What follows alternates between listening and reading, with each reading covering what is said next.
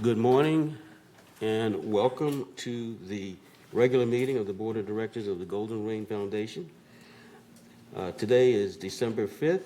It is 9:32 in the morning. And again, welcome all. The meeting is now called to order. We do have a quorum, and I'll ask Director Skillman to lead us in the Pledge of Allegiance.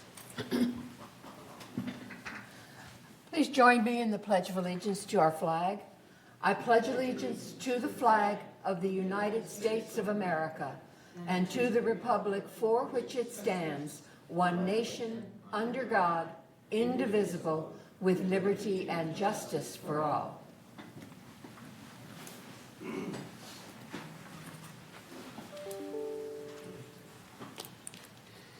Okay, again, good morning, and let me acknowledge that we are on the air, so the media is present.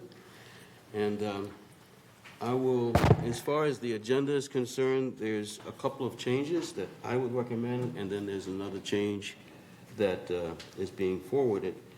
First, I would like to add to the agenda item 12C, which would be the appointment of an officer of the board. And I believe the secretary has a correction to the agenda. I have. Item 11A should be deleted because it's still in the works. That's the drop-in lounge. Okay, so 11A should be deleted. Madam, I beg your pardon. Can you please repeat that? 11A is deleted. Oh, delete. Thank you. Okay. Thank you. And I'll entertain a motion for the approval of the amended agenda. So moved. Any objections? Moved in second. No objections. The agenda Are we is doing changed. this on, Excuse me. are we doing this on our screen? Oh, Excuse Yeah, me. we'll do it after the consent calendar. Make it easier.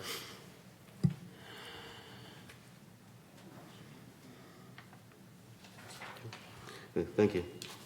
All right, I'll entertain a motion for the approval of the minutes. So move. Are there any objections to the minutes? Hearing none, the minutes are approved. I just have a brief report. First of all, this is my first meeting, full board meeting as president. And I want to thank the past president, Bunny Carpenter, for her 4 years of leadership of this board. And again, we thanked her with a plaque at the election. And I just want to extend, again, that thank you for 4 years. And we'll try to live up to her performance there. The other thing is that I just wanted to make sure that everybody, understand what this is. What we call the Green Book basically is the financial planning, the business plan. It is now online. All right. Only the directors have this book itself, but all the contents, all 220 pages of it, is available online on the website by accessing the documents, and it's in the financial section of those documents. It is a complete book with lots of detail. So I appreciate if everybody who has a financial question to access that book. And the other thing, I did attend the volunteer luncheon last Friday. There are over 700 or so volunteers in this community, and I want to thank all of them for volunteering. They did not include directors as volunteers. I guess we are just second-class volunteers. So, but anyway, no, we do appreciate the volunteers. Without the volunteers, this community would not be able to be as successful as it is. Jim, may I request you to come closer to the microphone? Can you hear? Thank you. Okay. Thank you. Thank you. And with that, we'll go to item number 7, the CEO report. Thank you, Honorable President, members of the board. I do have a PowerPoint, but it looks like Paul has stepped out to help a customer, so I'm just going to go ahead without it. This morning, I would like to begin by sharing a few key village updates. First is that our new social services manager has started employment. Her name is Melissa Layrich. She's a licensed clinical social worker supervisor. She holds a BA in psychology from California State University, Northridge, and a master in social work from California State University, Long Beach. Melissa has 15 years of clinical services work experience and is eager to share her passion for and expertise in program design and community partner collaboration. As a reminder to our residents, social services may be reached at 949-597-4267. I'm also pleased to announce that our new landscape manager, John Cox, has started employment. John comes to VMS with 30 years of landscape management experience, having served as landscape supervisor for the University of California, Irvine, as a senior account manager for Valley Crest Landscape Company, managing accounts for the Shady Canyon and Turtle Rock communities, among numerous others. He was also a branch manager for Brightview Landscape Service, the largest commercial landscape company in the United States. I also want to thank our retiring landscape manager, Bob Merget, for his outstanding contributions to our community over the past 15 years. He will be ending his career with VMS later this month. I'm also pleased to announce the hiring of Alan Grimshaw as Manor Alterations Manager. Alan brings 27 years of professional construction and architectural design experience to VMS, including oversight for commercial and residential structural, exterior and interior building renovations. He has experience as a licensed contractor and supervisor and construction project manager for all aspects of work with general contractors, subcontractors, engineers, and interactions with community and staff members for various senior living residential complexes. So please join me in welcoming these 3 new employees to VMS. And just a reminder for residents, as the holidays approach, we encourage residents to register their guests ahead of time so no one gets stuck waiting at the gates this holiday season. Dwelling Live is the easiest, fastest way to welcome friends and family to the village. The app's user-friendly interface allows residents to send guests and vendors passes via email or text 24 hours a day using a smartphone, tablet, or computer. Visit lagunawoodsvillage.com/passes to register or log in. If you are a resident who has not received an email with login instructions, or if you don't know what email address is on file with Resident Services, please email Resident Services at vmsinc.org or call 949-597-4600 for assistance. You may download the Dwelling Live app at the App Store or Google Play. Residents may also continue to call gate clearance at 949-597-4301 to assist with their guests. At this juncture, I would like to provide an update on recent cost savings initiatives and operational efficiencies. An innovative 2024 health insurance strategy is being implemented for our non-union employees. This plan contains the same benefit levels, the current insurance company, and physicians at a reasonable cost to the company, despite the rising costs in the marketplace. Estimated total savings for 2024 is $300,000 as compared to the budget. The GRF savings with this plan will be approximately $200,000. Our communications division is digitizing docent tours for prospective residents.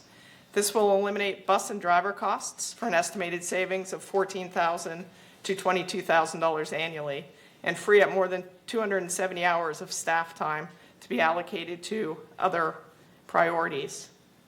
The division is also encouraging residents to select electronic delivery as their preferred delivery method. To date, more than 3,500 owners have opted in to electronic delivery for an estimated savings of almost $27,000 annually. Residents may email their preferences to information@vmsinc.org. Again, this is to opt in for electronic delivery. Our Community Services Division has recently implemented an escrow notification system. This allows buyers and sellers to track resale package progress. This was a request received at the May 2023 Real Estate Forum. The system queries seller hourly to determine the status of a package that's going through the process. If changed, the escrow company, selling and buying agents are notified via email of the following status changes: escrow received, processing is started, and board has received the package for approval. Community Services estimates this system will reduce telephone calls and emails to community services by an estimated 21% of the more than 8,000 contacts each year. And I also want to mention that there's a Santa Paws Pet Photos opportunity coming up at our Equestrian Center. This is going to occur on Saturday, December 16th. This is featuring the first Vice President Jim Cook, who serves as Santa for these pet photo opportunities. This will occur again on Saturday, December 16th, between 1 and 3 p.m. at the Equestrian Center. Please bring your smartphone, and staff will snap a photo of your pet with your device. And again, I wish everyone a happy holiday seasons as we embark on the next coming days. Thank you. Thank you, Siobhan. Are there any comments? I have a comment. I want to ask one question. Regarding the communications, digitizing document tours for prospective residents. I know it is saving some money, but can you replace looking at a resident by your own eyes through digitizing or digitized pictures? That is the question I have. Yes, we feel that this approach gives a more in-depth experience than just driving through the community and looking from the windshield. But I think it can they can sort out which ones they want to buy, and after they have done their homework on that, they may go and visit a particular residence and see for themselves. I'm sorry, this is for a tour for prospective residents looking at the village amenities and facilities, not specific homes. The Dawson tour. Okay, thank you. Okay. Good. Thank you, Mr. Chair. We heard that you have quite a few new employees, and Bob is leaving. Is there any? Can you speak up, please? Is there a way that we can meet the new staff members at some time in a certain event type of thing, a small thing? That was my comment, and maybe we can wish Bob goodbye at the same time. And I agree with what Gan said, that the Dawson tour does add a lot of effect. I took that when I came in 2016, and I was really shocked with all the different things that we have over here. And at that time, we also had a really nice video which was available for people to see. And I think that was shown over here at the, what do you call that, the new member orientation. So all that together, it really makes a good effect. So think about it. I'm not saying you shouldn't do it, but I would really think it is a good feature we have to keep it alive. Okay. Paperwork you can digitize, but what you can see with your own eyes doesn't compare. Thank you. Thank you for your comments. Yes. Juanita? Well, first and foremost, this does not take the place of new member orientation. It supplements it with a video that is very in-depth of all of the different areas that they would just see from a windshield on the bus tour. It looks, we've tried the videos before and they've been very successful. This one is outstanding, just outstanding. Media and Communications has reviewed it, and it really goes into depth, whereas riding on a bus and saying here's doesn't really help. Also, just to take a minute, I attended both the volunteer luncheon and the Christmas tree lighting last week, and they were outstanding. I cannot imagine how Recreation was able to get 740 people into Clubhouse 5 in less than 15 minutes and served with 6 serving lines that just everybody had their food. It was good, it was delicious, it looked nice, it was just outstanding. And the Christmas tree lighting the same way. It really was a nice start to the holiday season, so congratulations to VMS. Thank you very much. Paul, yeah. We do have one member comment. That's going to be Andre Torn. I'm sorry, this is not the area for members' comments at the moment. I thought everybody can get a comment. Yeah, no, you can make your comments when we announce that member comments are available. We have not started member comments. This is board comments. I'm commenting on the CEO report. You may comment on the CEO report once we open it up to members. I got only 3 minutes. I don't have enough time. We will open it to members once the CEO report is done. I guess members' Okay? comment are not Thank you. welcome here. Appreciate it.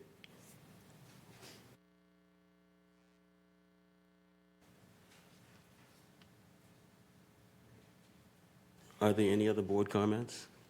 Yes. I wanted to thank Juanita for stealing my thunder. Congratulations. Recreation did a terrific job. Thank you, and I'm sure they're listening and appreciate your comments.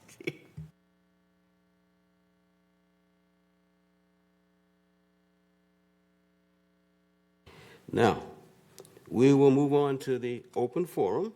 At this time, members only may address the Board of Directors regarding items not on the agenda and within the jurisdiction of the Board of Directors. The Board reserves the right to limit total amount of time allotted for the open forum to 30 minutes. A member may speak only once during this forum. Speakers may not give their time to other people. There's no audio or video recording by the attendees. And please be respectful in the tone and language of your comments.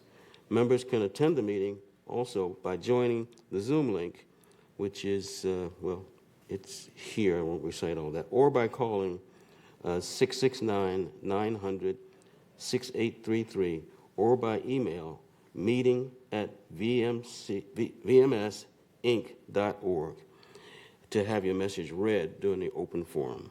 At this time, we will have the open forum. Okay, first speaker is Chris Collins.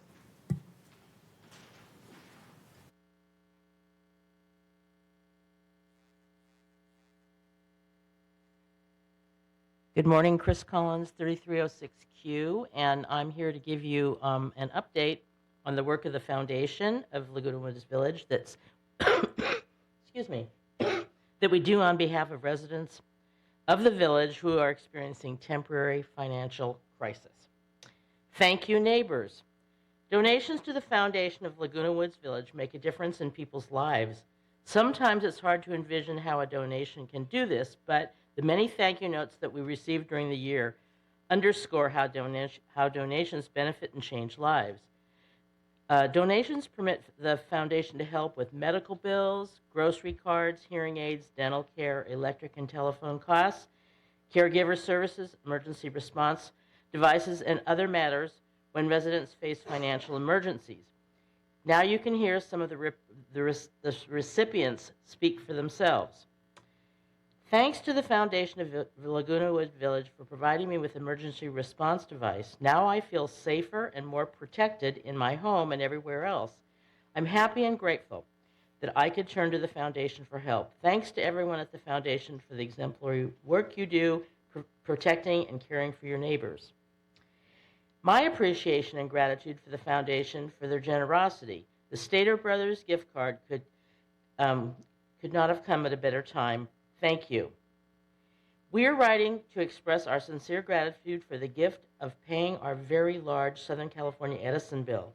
Thank you is not enough, but that's all we have at this time. You helped us at a very low point and lifted a huge weight off of our shoulders. We will pray for all the donors and staff and also pray to be able to pay it forward or back someday.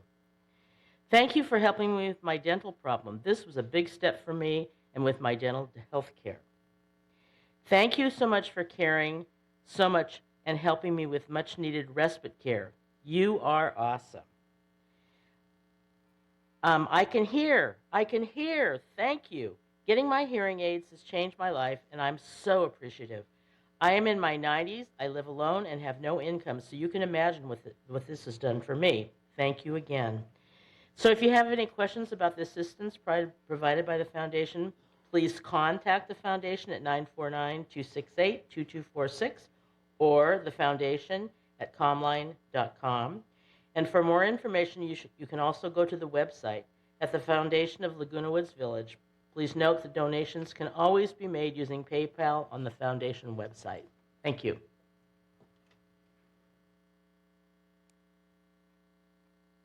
Okay, next speaker is Andre Toring.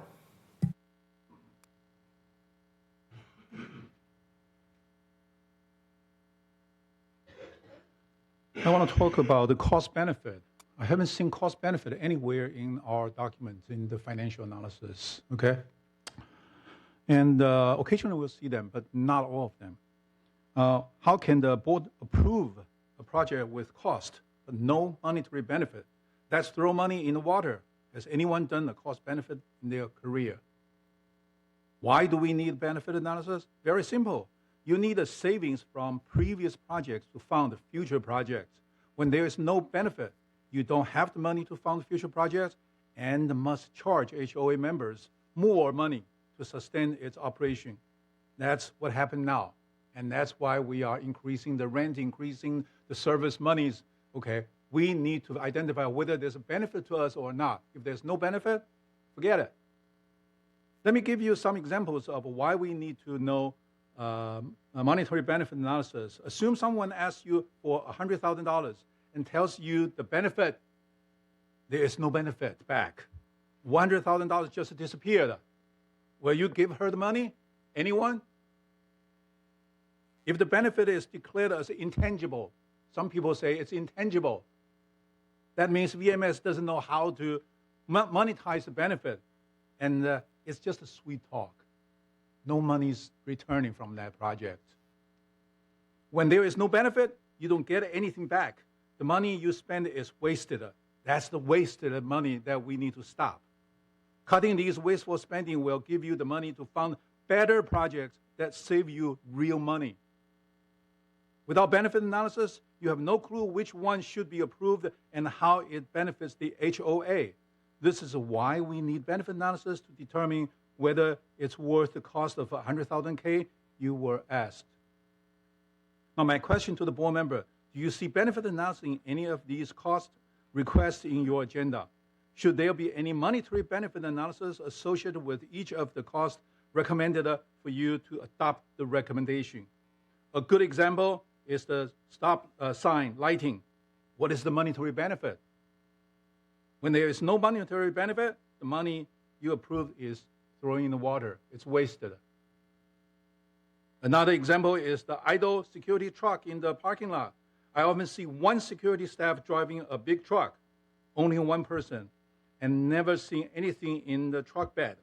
Why do we need so many big empty trucks driven by one staff and many sitting in idle in the parking lot? Why can't we get a smaller and cheaper car? If we really need a big truck, do we really need so many trucks? For one staff and empty truck bed sitting idle in the parking lot most of the time. Is that how boards spend our money? If you really believe in tangible, okay, by the way, has any board member done such cost-benefit analysis in your career? A directive following best practice can save us a lot of money and fund future projects rather than increase our HOA fees, which we will discuss later. Please look at the waste. Please look at the benefit right before you look at the increasing revenue. Thank you. Okay, the last one is actually an email. This is from Richard O'Mara of 920 as an Oscar. I would like VMS to consider installing a pedestrian crosswalk on Calle Aragon where it crosses the Serpentine Walk. Many people cross the street to go from one side of the crosswalk to the other. Certainly, more people cross Calle Aragon at the site than any of the existing crosswalks on that street. VMS has already de facto recognized the pedestrian cross Calle Aragon here because there are 2 diagonal signs warning of pedestrians at that location. These signs are good and should stay, but they are not as visible and effective as a crosswalk painted on the pavement. I believe a crosswalk there would improve the safety of our residents. In addition, curb cuts at the site would also benefit the many people who use wheelchairs, walkers, and doggy strollers. Thank you for your consideration, and that's the last comment. Thank you, Paul and everyone. Are there any comments from the board? Okay. Bunny? When I was president, and this is in regards to the cost benefit, okay?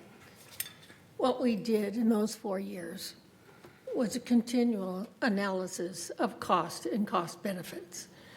We developed a purchasing plan, which was a complete analysis. We now hired a financial analysis based upon one of the biggest projects that we have this coming year. We also did other things in regards to how we were going to handle the maintenance of our clubhouses. And that means that we will handle the maintenance as it happens rather than going into a complete remodel when the clubhouse gets old. So I'm only answering this because we're on TV. And I would like to stress that GRF always considers the benefit and does a complete analysis of cost before ever, bringing it to the budget. So thank you. Thank you. Any other comments? Anita? I'd like to make a comment for Richard. Richard, this is an issue that needs to come before the Security and Community Access Committee, which I chair, and we will put it on our agenda for our February meeting. And that gives us time to do some research and analysis of it so we can answer you more thoroughly then. But thank you for bringing it up. Gush? Thank you, Mr. Chair. Vanita, I was just about to say that. Thank you for saying it before me. But at the same time, I would like to thank Ms. Collins to bring up all these good information to us, and we appreciate all this excellent stuff that the foundation does for all our residents. Thank you. Any more comments? Okay. Well, I too look forward every meeting to Chris Collins' report. I think the foundation does excellent work. It's kind of behind the scenes for most of us, but it is really out there for people who need it. So, with that, all right, now we'll move on to item 10, the consent calendar. And I'll ask the secretary to ask for the adoption of this consent calendar.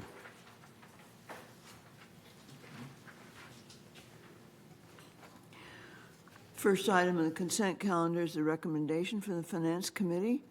This is consistent with statutory obligations. A subcommittee of the board consisting of the treasurer and at least one other board member reviewed and approved preliminary Golden Rain Foundation financials for the month of October 2023. By this vote, ratifies that such review be confined in this month's board member open session meeting minutes. The second item is the recommendation from the Landscape Committee, recommending to approve the removal of one Aleppo pine tree located at 4005 1G Calle Sonora. Do you wish me to read the resolution? And that is, whereas October 2022, the member purchased the unit and is requesting the removal of one Aleppo pine, Pinus halepensis, located at the rear of the unit. The reasons cited for the removal are the tree grows fast and is a potential fire hazard. And whereas at the time of the inspection, the tree was found to be in fair condition with a slight lean towards the bottom of the slope, a full canopy with multiple cross branches and end weight. There are a number of dead and dying needles on most of the branches. Staff believes this tree is a volunteer, as it is not listed in the tree inventory. Given the distance of the tree to the unit, staff does not believe this tree is an imminent fire hazard, and whereas staff recommends the removal of this tree due to its current shape and condition, attempting to restore and develop a proper shape would require the removal of more than 50% of the canopy, putting the tree into a stressed condition, marginalizing the health of the tree. Removing the tree now at its current size would be prudent, rather than waiting to see if the tree survives the hard trim and potentially removing it at a future date. Now, therefore, be it resolved, December 5th, 2023, the Board of Directors approves the request for the removal of the Aleppo pine tree located around 40051G Calle Sonora, and resolved further that the officers and agents of this corporation are hereby authorized on behalf of this corporation to carry out this resolution. I move the consent calendar. Are there any objections? Consent calendar is approved. Okay. Next is unfinished business, which is, understand item 11A has been removed based on the approval of the board of the agenda. And so we move on to item B. Give me a second. All right. This is Resolution 90-23-XX, Recreation and Special Events Department Operation Rules. Whereas the Golden Rain Foundation has established Recreation and Special Events Department operating rules for usage of GRF facilities. And whereas the Recreation and Special Events Department oversees the use of GRF facilities. And whereas the Community Activities Committee recommends the amendments to the Recreation and Special Events Department operating rules, and whereas the Community Activities Committee reviewed all 33 amenity operating rules in July, August, September, and October 2023, and whereas on October 12th, 2023, the Community Activities Committee reviewed the final drafts of the operating rules and recommends the approval of the presented operating rules with suggested edits. Now, therefore, be it resolved, December 5th, 2023, that the Board of Directors of this corporation hereby adopts the Recreation and Special Events operating rules. And resolved further that Resolution 90-16-55, adopted December 6, 2016, that's the Garden Center operating rules and related documents, and Resolution 90-18-05, that's Recreation Policy and Operating Rules, adopted January 2nd, 2018, are hereby superseded and canceled to the extent that they differ. And resolved further that the officers and agents of this corporation are hereby authorized to carry out this resolution as written.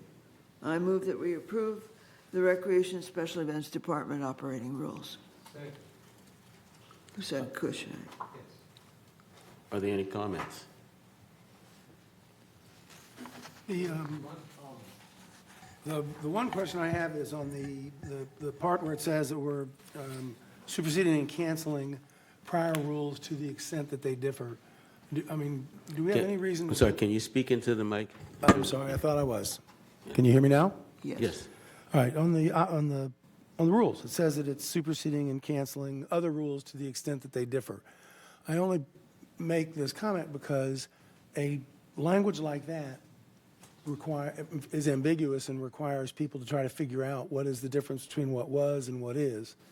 And in looking over the rules, it seemed to me that the committee undertook to write comprehensive rules for all of the items they were addressing. And so that leaving a loose end of old rules that may or may not apply to the extent that you need to compare them to the new rules might not be the best choice. Jim. Maybe I can say something that all of the former rules were stated, and as they were changed in the document, they were crossed out or left. So the original rules as they were are, if they're in the document, are still there.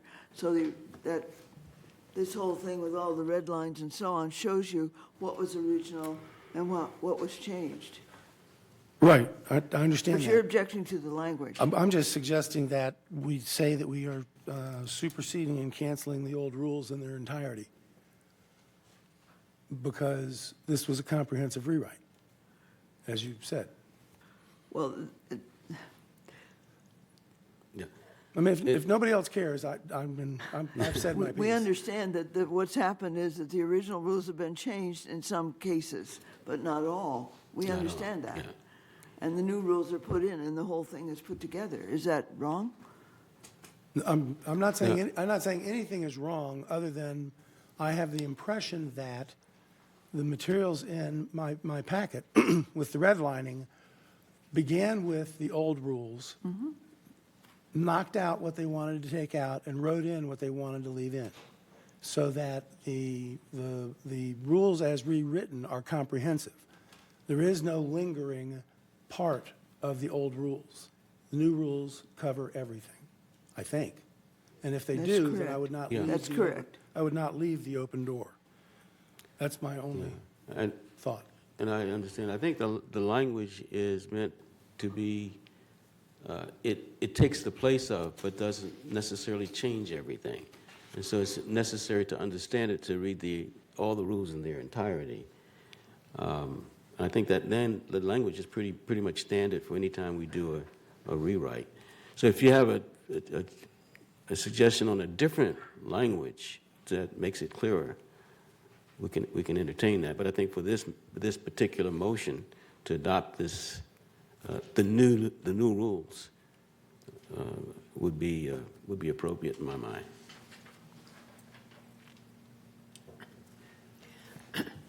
Personally, and as a board member, I would like to really commend the Recreation Department and the CAC Committee. This was a major undertaking. The 200 and some pages that we have in our packet today show a lot of hard work on each individual one. And I appreciate them having a red line so that I can tell what has been changed. And I just 100% in favor of this. Okay. Are we ready for the vote? We do have one member comment for Andre Torin.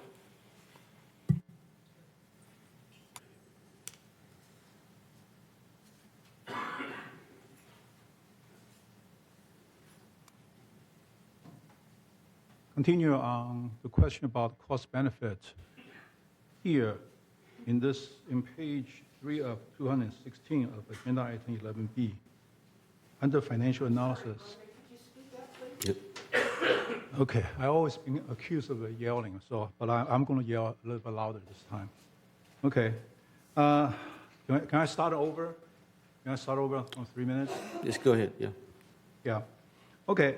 On page 3 of 216, item 11B. Okay. In the financial analysis, what does it say? None. We have no benefit. We have no cost. I can't believe that.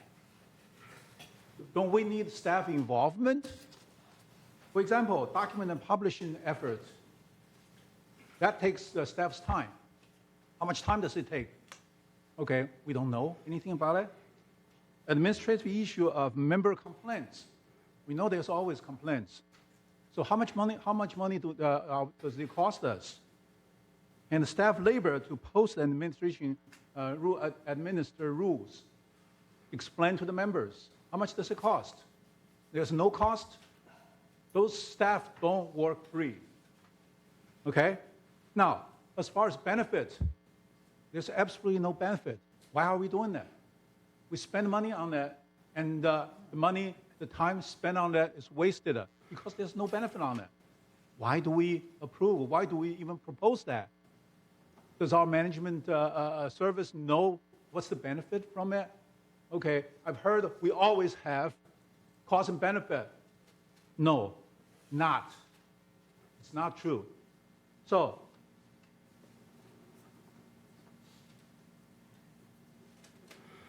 what I'm asking is, we need to have a cost benefit here to tell whether we have more benefit than cost.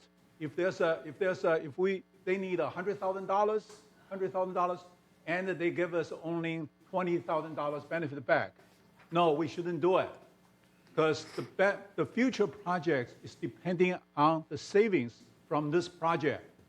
If we don't have enough benefit from it, then the future project, where do we get money? Excuse me, Andre. I'm sorry. This Point is of not order. Point one of moment. order. Push. Point of order. Point of order. Okay, so Continue. it is very important that we have cost-benefit analysis, okay, to tell people that we do this one because it benefits you, benefit your HOA fees, not Point just of order, because... Mr. Chair. Yeah. Point of order. This is not on the topic. The topic is the Recreation Department rules and regulations. It does not apply. Stop my time, please. You need to say point of order. Okay, I am talking about this financial analysis none I'm sorry, sir. of the Recreation and the Special Events Department operating rules. I'm questioning why do we have no cost and benefit analysis in the whole project? Isn't that related to this project? No. No? So, This is, yeah. With due respect, this is a rule rewrite. It has nothing to do with cost. It has to do with rewriting the rules so they better fit the environment. That's all this is. anything It's you an spend money administrative- on that It's needs to administrative have in nature. benefit. Thank And- you. Appreciate you. Appreciate it. All right, moving on. He's made his comments. That's moving how we on. waste money on Please, that. just move on. Let's just move on. Can we just move on and then have this, we're ready for a vote? Any more comments? We have a motion in place right now.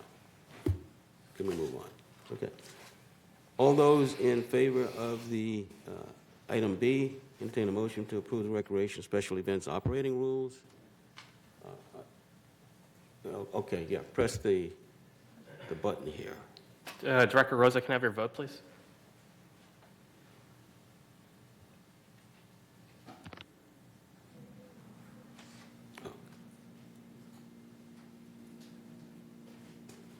Thank you. Okay. How many of us here? Did Martin vote? He did vote. We're still old lady on GAN and Egon. Oh, I see, yeah.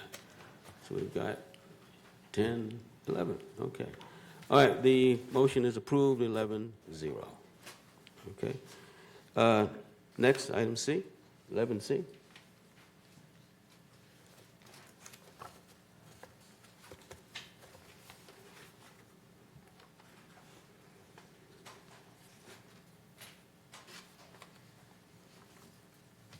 Resolution 90-23-XX, GRF additional occupancy fee.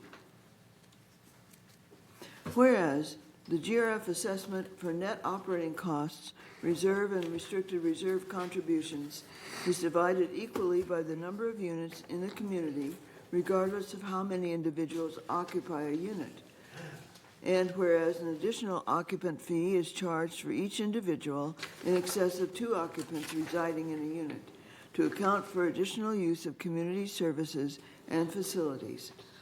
And whereas caregivers, that is live-in or other, that are registered with the state of California are excluded from the GRF additional occupancy fee. And whereas the additional occupant fee is applied to the owner's account beginning on the first day of the calendar month, immediately following the additional occupant's effective date. And whereas the board periodically reviews fees as part of the business planning process to determine adequacy of revenues and shared costs. Now, therefore, be it resolved, December 5th, 2023, that the Board of Directors of this corporation hereby sets the additional occupancy fee at 50% of the GRF total basis assessment per manor per month, rounded to the nearest dollar. Excuse me. For each additional occupant over 2 to offset costs incurred by the extra occupants to be effective January 1st, 2024. Resolved further that such fee shall be reflected on the fee schedule. Resolved further that Resolution 90-19-57, adopted December 3rd, 2019, is hereby superseded and canceled on the effective date of January 1st, 2024. Resolved further that the officers and agents of this corporation are hereby authorized on behalf of the corporation to carry out this resolution. I move that we approve the GRF additional occupancy fee. Juanita seconds. Juanita seconds. All right, moved in second. Are there any comments? Okay, let's-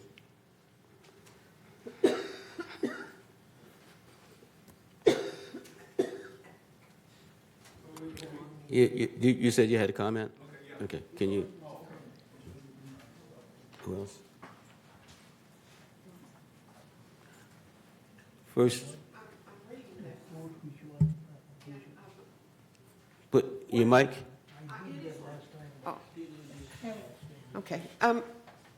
What is 50% of the total base assessment per manor? What is how much money is that? $100 or? Director Horton, on the Okay. subsequent pages We within the got the- packet, I beg your pardon? so the dollar Good. amount Director, is yes. referenced within the package. As of 2024, the total basic assessment was $228.22 for GRF alone. So 114 will be the dollar amount, so 50% of that Okay, that's what. on a go-forward that's- basis. That's what I thought. Okay, thank you. I believe we do have Director Rosa with his hand up. Chair recognizes Martin Rosa. So, gentleman there just said that the cost is, total cost is $228. Is that what I heard? No, So it is one half of the total GRF assessment. In this case, it'll be what, 114 Yeah, and change? I just wanted clarity on that. yeah, that's what I want. Thank you.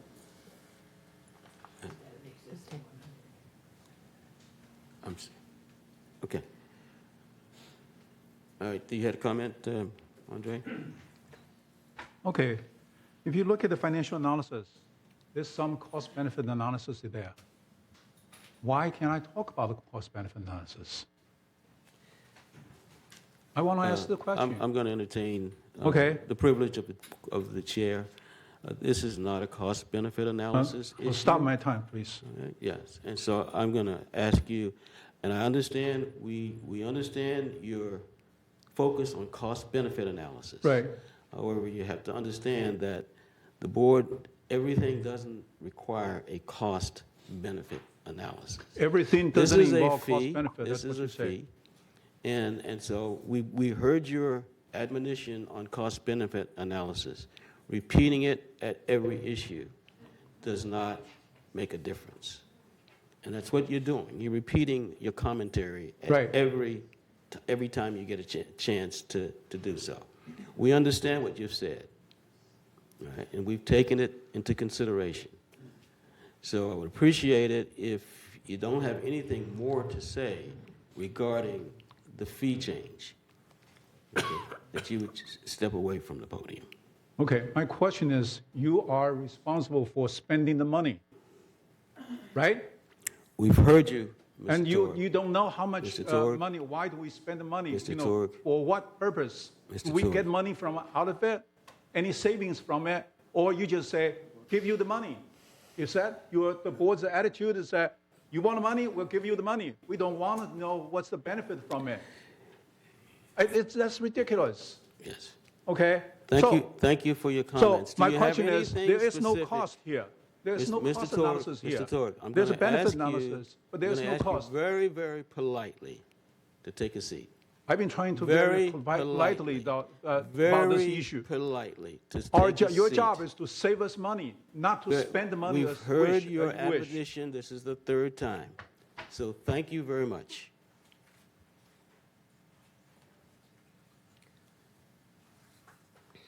Okay. Next, We want to charge so much HOA fees. next on the agenda is oh, I'm sorry. We're ready for the vote. Sorry, threw me off a bit. Yeah, I've already voted. Right. Well, we're ready for the vote. Will everybody take a look at the board? I'm not used to this board. Okay. Director Rose, can I have your vote, please? It's working. Okay, here we are. And so who's missing from the vote?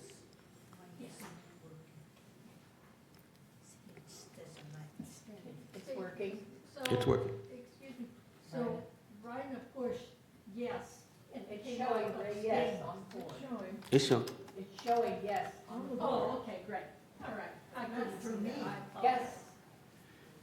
Director Ryan Bada? Rothberg, green, yes. I was looking Okay. Is everybody, I see everybody hasn't voted, so who's left? Do you want to give me just a thumbs up, thumbs down?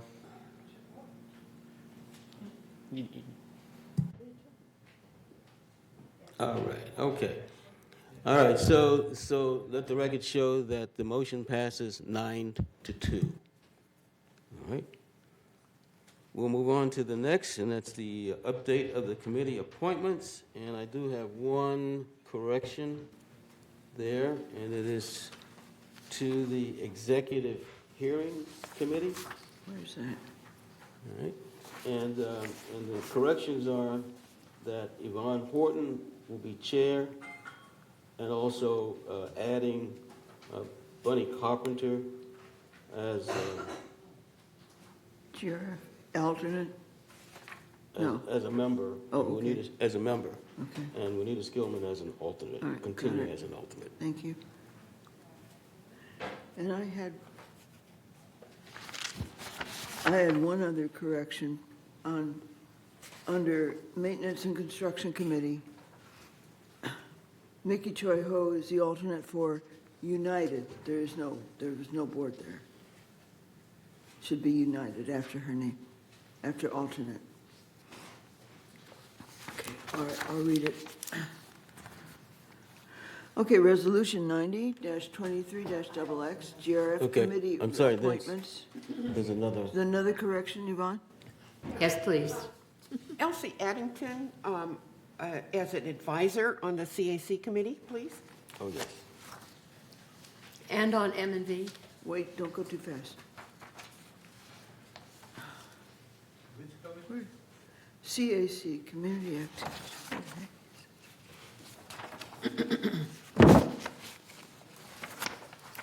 Oh, okay.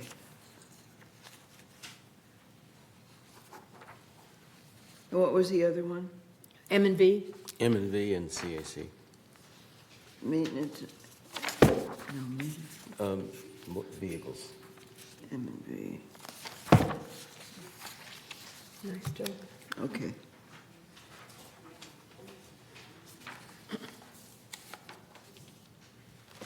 Okay, I think we're ready.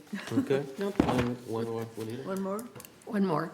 I would like to ask, as chair of M&V, that Rhina Rothberg be assigned to that committee, because the towers is probably the largest number of people who use our transportation system, and I think they need to be represented on that committee. How do you want her added, Jim? What's that? Rhina, okay, I don't understand where you're adding Rhina.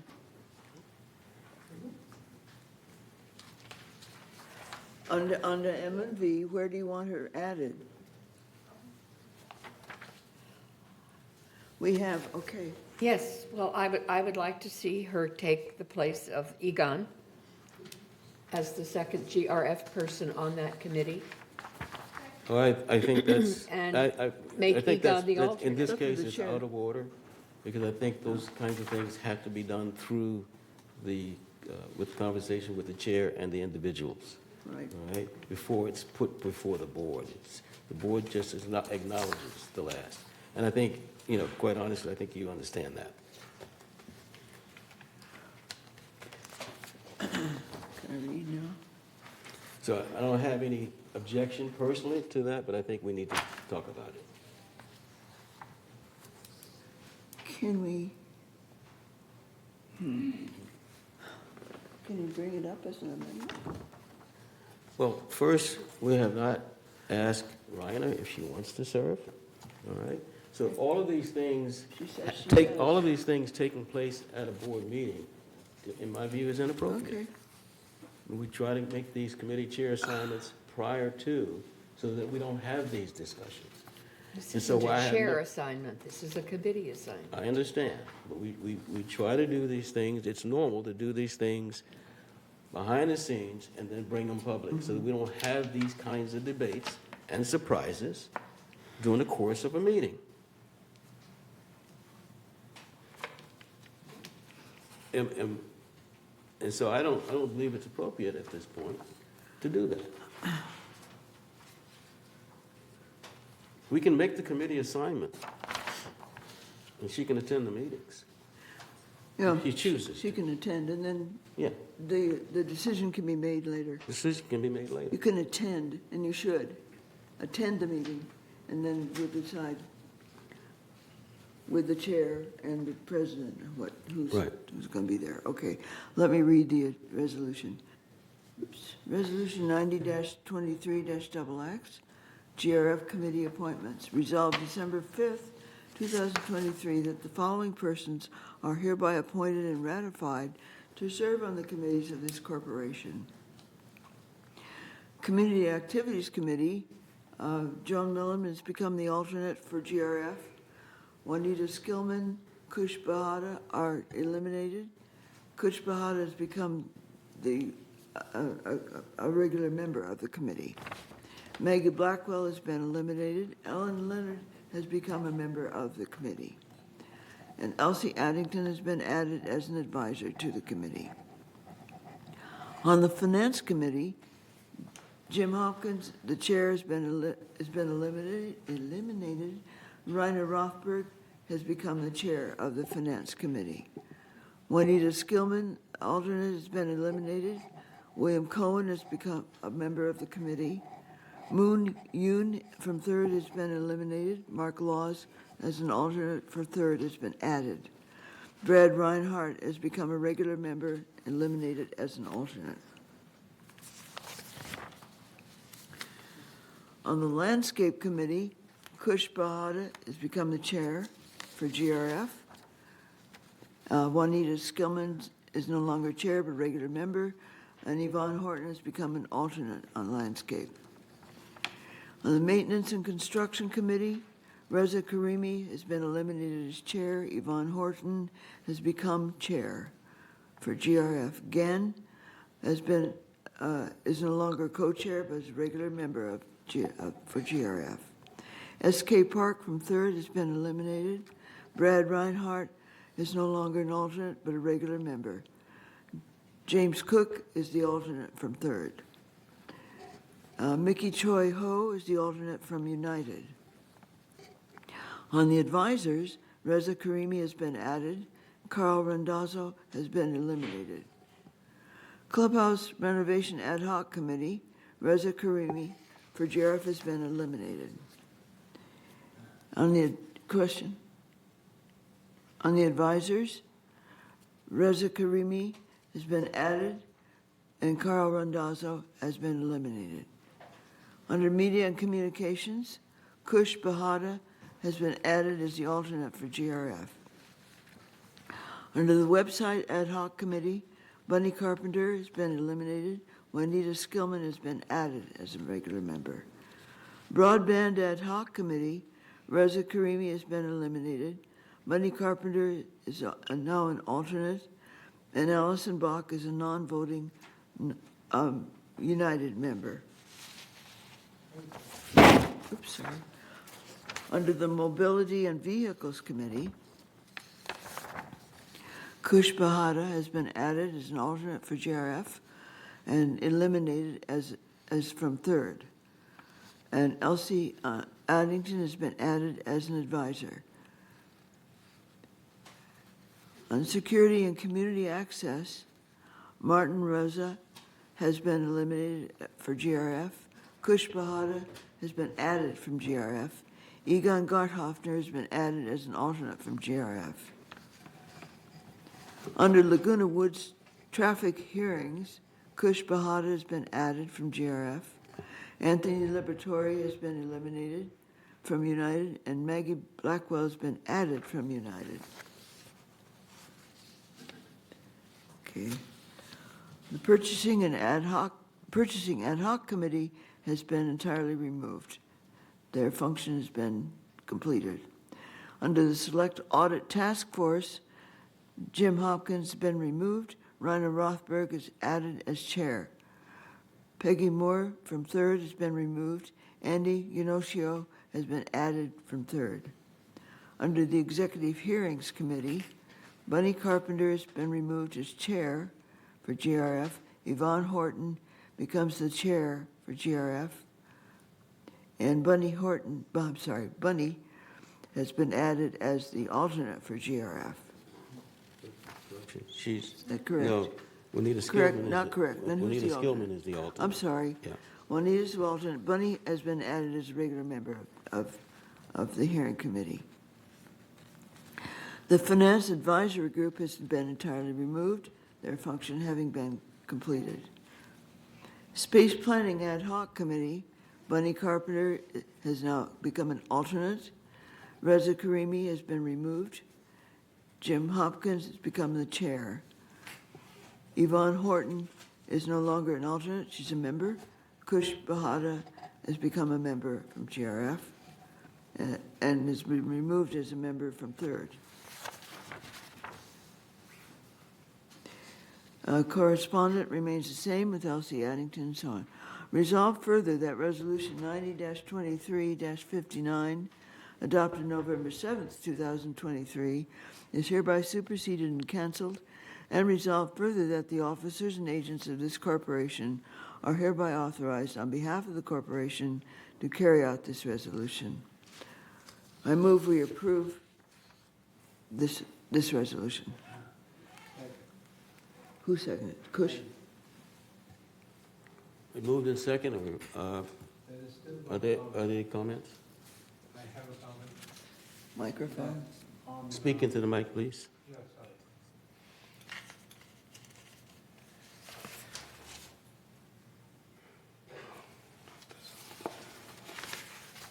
Excuse me for a moment.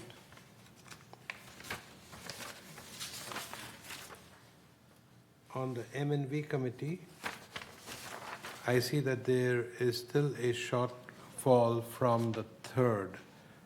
So we will have to go through this again next month. That's why. There's, just so you understand, because of the changes that take place over time with both ourselves as well as the mutuals, this comes up quite frequently. So we don't try to stagnate it. It Okay. just happens. It's part of the normal process. I just thought I'd point So, it out that yeah, we still need that's to true. send one more delegate for That's the true. M&V. Yeah, thank you. Okay. All right, are we ready for the vote? All right, let's vote. Director Rosa, your vote, please.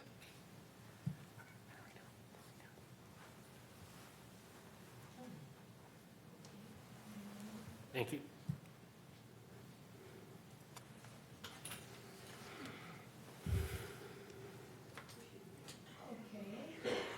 Oh, we're still missing two.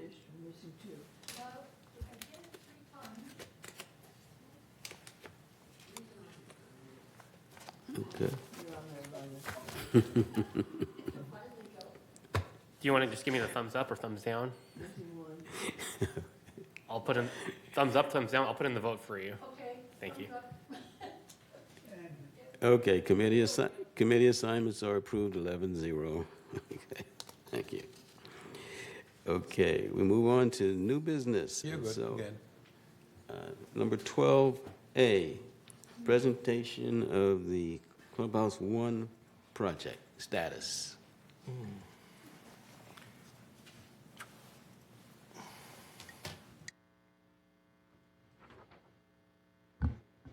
Good morning, and thank you, President Hopkins, and members of the board. As you know, the Clubhouse One beautification project has been on the books for quite some time.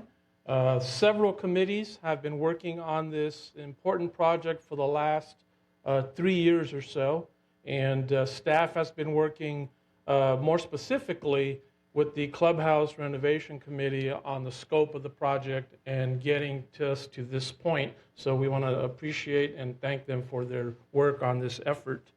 At your last board meeting on November 7th, our project division manager, Mr. Guy West, provided you with an overview of the scope of the project. He shared with you what was going to be done at Clubhouse One. He talked about each of the buildings that were getting some treatment. All are getting exterior paint. Some are getting interior renovations also. And that presentation is available on the website, Village West, in case any residents want to view that again. But he gave you a very detailed list of the scope of work. That same day in your closed session, the board approved a contract, a construction contract for the project. And I'm happy to report that the contract has been executed and the contractor has started all of their preliminary work in preparation for start of construction. So there's some things that have to happen before the contractor can start work. There are submittals that have to be made. There are some plan checks that have to be done at the city through the building department. But right now, tentatively, the contractor is scheduled to be ready to start work at the end of February, early March of next year. We thought it would be a good idea to start providing the board with a monthly update on the progress of the project. Although we don't have a lot to report today because the work hasn't started yet, what I anticipate happening once work gets underway is Guy will come to the board meeting, and as part of your update, he'll share some pictures of the work taking place. He'll give you a status of the schedule of the project. He'll discuss any issues that may come up. As many of you know, when you're doing work on an existing facility, sometimes unexpected things come up, so we'll make sure that the board is kept apprised of all of those. So for today, what we wanted to do is to share with the board and the residents the presentation that Mr. West made at the Community Activities Committee on November 9th. So there's some decisions that have to be made before we can start the work. Specifically, that is, how are we going to phase the project? And so at the November 9th Community Activities Committee, Mr. West presented 4 options for phasing. I'll just state up front that any option is going to have impact to the users of the facility. There's no way to avoid that, unfortunately. But we are working with recreation staff on identifying those impacts and trying to come up with a game plan for how we're going to address the closure of either all or portions of that facility to allow the construction to take place. So what I'd like to do is ask Guy to come up and walk you through the presentation that he made at the Community Activities Committee, and then he and I will be available to answer any questions. Again, the next step is to continue to work with the contractor to determine which phasing option we're going to use. So we haven't made that decision yet. We're getting input from Recreation. We made the presentation at the CAC. We'll share that presentation with you today. But in order to move the project forward, a decision does need to be made as to which phasing option we're going to select. So we still have a little bit of time for that, but we don't want to delay the construction contractor, because that comes with cost. But we also want to make sure that we provide sufficient time to get notices out to the community, to get notices out to the user groups that are going to be impacted. So we've got about 3 months to do all of that.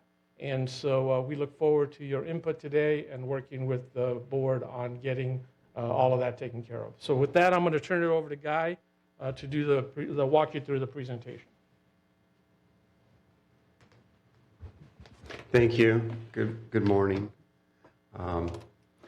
So if you look up at this screen, I'll just walk you through what I did at the CAC is kind of outlined what the contractor proposed as options for phasing.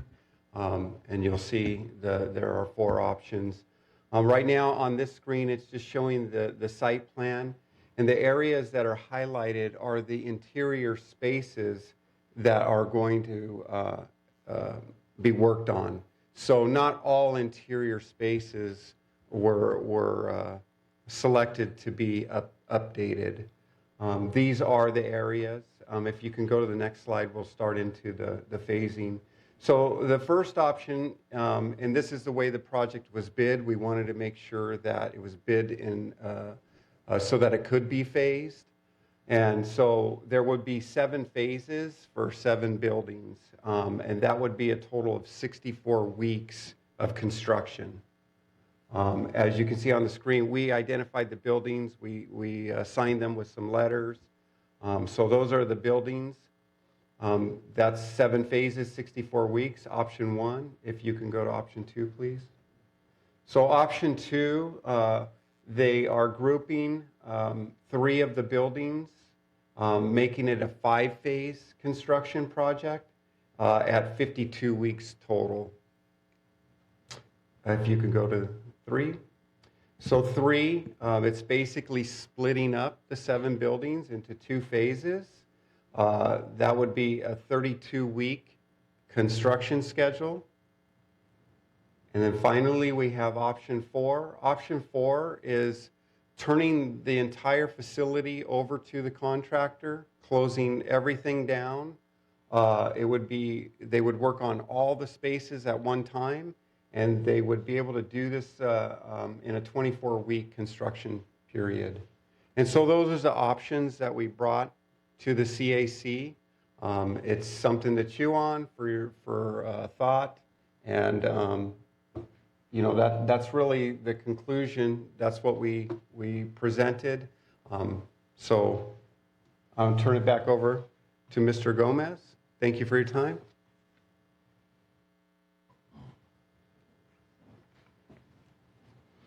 Thank you. So as part of our next steps, as we refine and zone in on which option we're going to give the contractor to do, we're also putting together an outreach plan. So we've already flagged the next article of the Breeze, the next publication of the Breeze, to put an article in there. We'll provide whatever information we have as of the date of that publication. We'll be working with our media and communications group to put together an outreach plan for how we're going to inform and get the word out to the community. As I indicated at the beginning of our presentation, this is not a new project. It's something that's been in the works for over 3 years. Many meetings at different committee levels, not only the clubhouse renovation committee, but also joint meetings of CAC and MNC, finance, and of course, your board. So, but we want to make sure that we're giving as best information as possible, and then we get it out as soon as possible so that we try to minimize the element of surprise. And our recreation staff, like I said, is putting together a list of those clubs and reservations that will be impacted, but they can't start to implement that until they know which phase we're going to move forward with. So we welcome your comments, your questions, and And then we'll be back next month to give you our next update. So I guess the next step then is for CAC and MNC to get together and decide a recommendation? So we've already presented to CAC. I understand, but there's no, what I just heard was there's no decision made as to which one to do. So that decision should be, come to us in form of a recommendation. No. Excuse me. Okay, I stand corrected. I apologize. The contract has already been awarded, and so at this point, it would be the CAC decision and recreation decision as how to implement it, as it doesn't need the approval of the Yeah, board. I'm sorry. Thank you.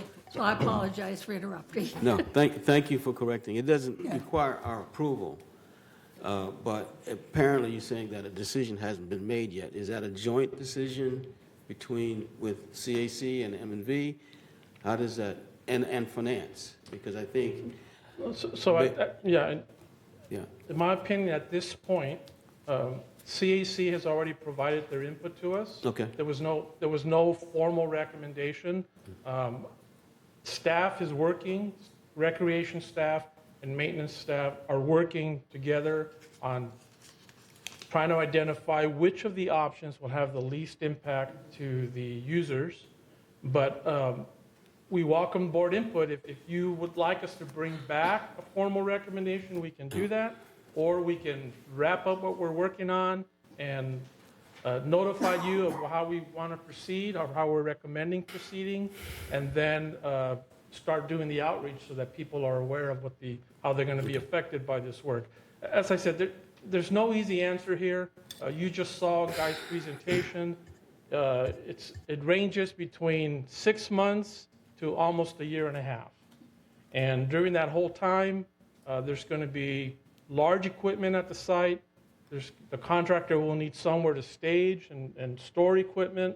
So it's going to be a very active construction area. And those are the type of things that we need to consider as we review the impacts to the community. Anyone who's been through a kitchen remodel or a bathroom remodel knows it's very difficult to occupy a space while construction is underway. But we're going to do our best to come up with what we think and what we would recommend as being that has the minimal impact to the users of the facility. all right, so I got it. Are there any, so this is just for information? So, Mr. Chair, I've been on different committees off and on CAC for most of the time, and I'm familiar with this project. And at that time when it was presented, I think a month ago or 2 months ago, my opinion at that time was to do it in the least possible impact to the residents. So I think that the 32-week program that is suggested by the MNC committee, I feel is the best form to look forward to, because the contractor will come in and in 32 weeks finish the whole project. And that's what I look at, the most minimum impact, although there will be a lot of shuffling that need to be done by the recreation staff for all the members who have made some reservations. And I feel sorry for the changes that will happen, but I will be very happy to see it completed and everybody appreciate all the things that we are proposing to do and get done. So that's my opinion, 32 weeks. Director Bada, just to clarify, the 32 weeks is the two-phase option. The 24 weeks is the 6-month option. 6 months. I just want to make sure that you didn't.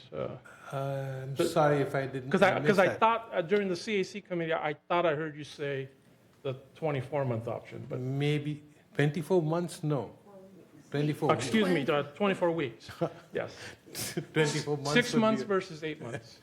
Okay, sorry, my mistake then. Okay, Chair recognizes William.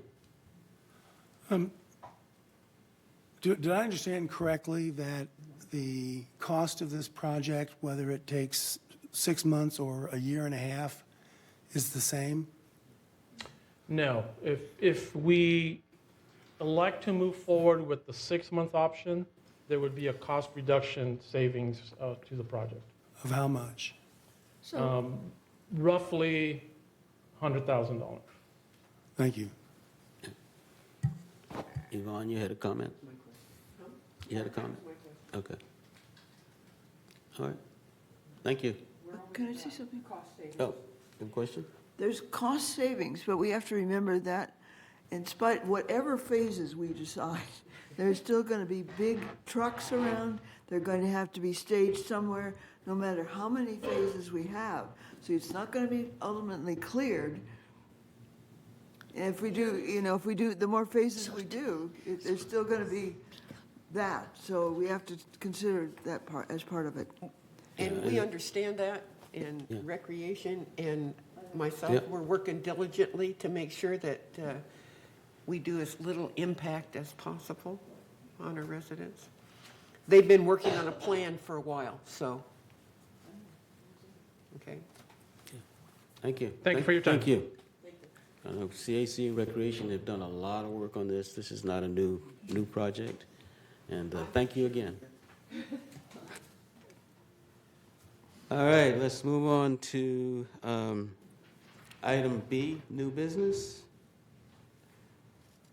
Entertain a motion to approve updated room rental fees.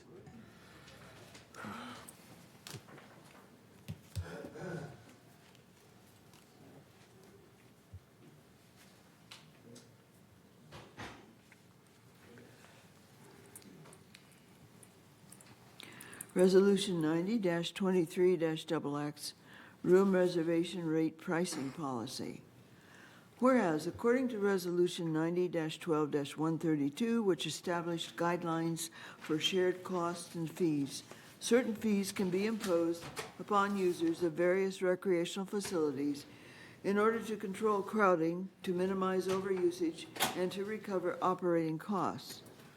Whereas the board periodically reviews fees as part of the business planning process to determine adequacy of revenues and shared costs. Now therefore be it resolved January 2nd, 2024, that the Board of Directors of this corporation hereby adopts the following revisions to the room reservation rate pricing policy. Resident room reservation fee. 1. An equal hourly rate will be applied for private party, club, and church or religious reservations. 2.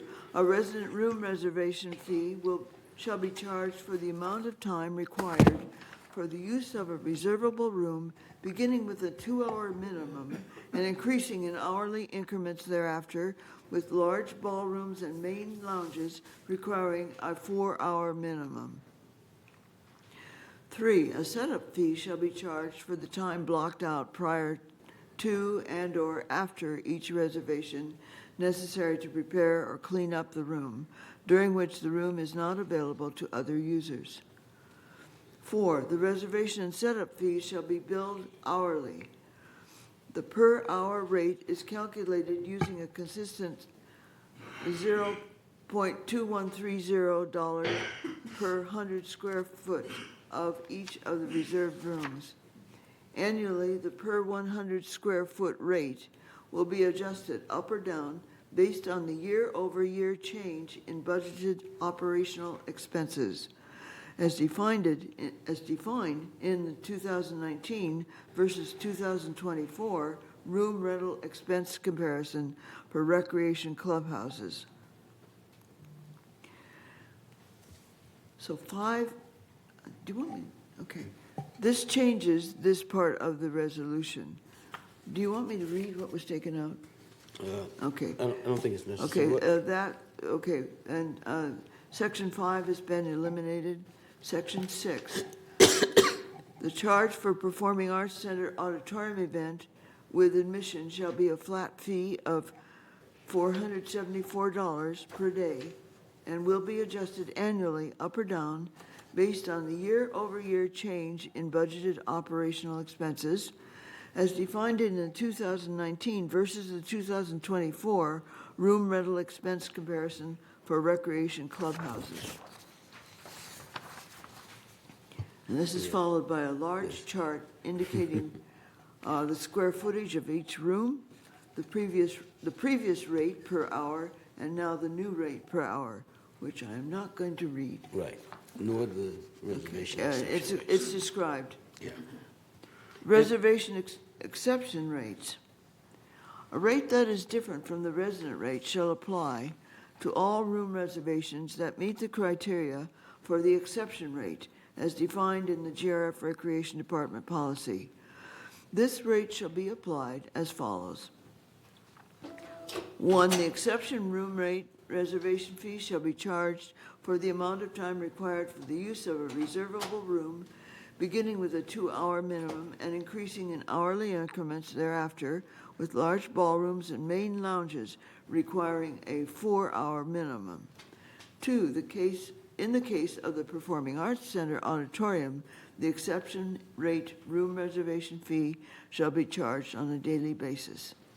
3, a setup fee shall be charged for the time blocked out prior and or after each reservation necessary to prepare or clean up the room, during which the room is not available to other users.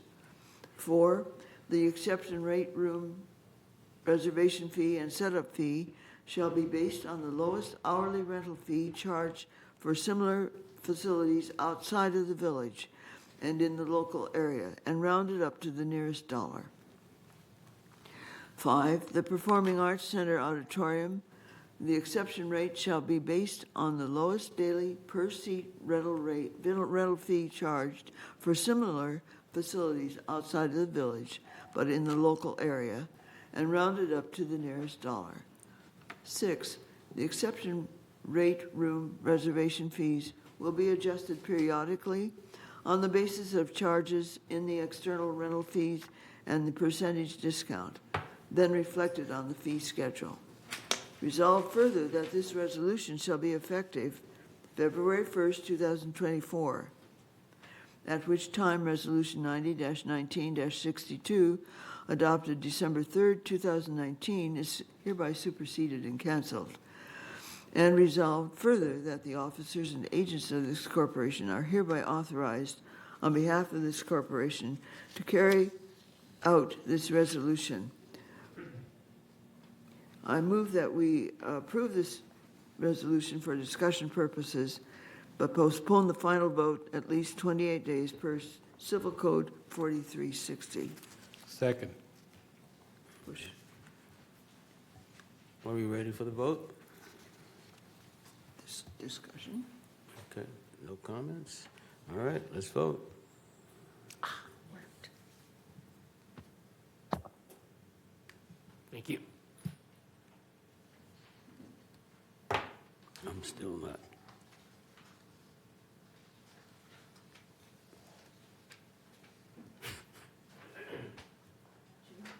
Yeah, I know, it's just not.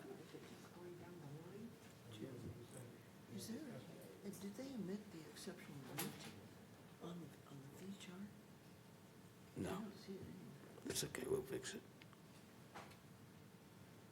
Okay, we're good. All right, motion passes 11-0. It is now on 28-day notice. Thank you. Can I make a comment? Yes. I just want to let everybody know how much work you did on this, and I want to thank you for it, and especially with Steve and you working together. We've finally gotten some fees packs, which we haven't been able to do for the last 2 or 3 years. And Jim did a lot of work, and I think he deserves recognition and appreciation for the work that he's done.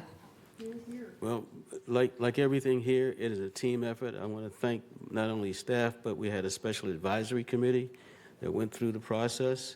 And just so everybody understands, this represents a change in the process that has been needed probably for 60 years in terms of consistency of the development of room rates.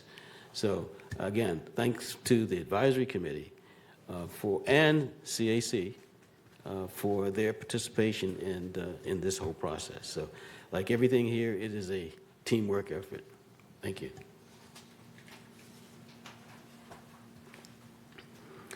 Okay.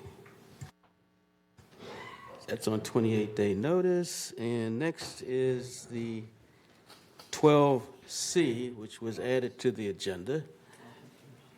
Okay. And that has to do with committee appointments. Officer appointments, I'm sorry, officer appointments. I want to take this time to announce that Raina Rothberg has asked us to accept her resignation as treasurer of the GRF board. And I want to thank her for her brief service. Yeah. Okay. Very brief.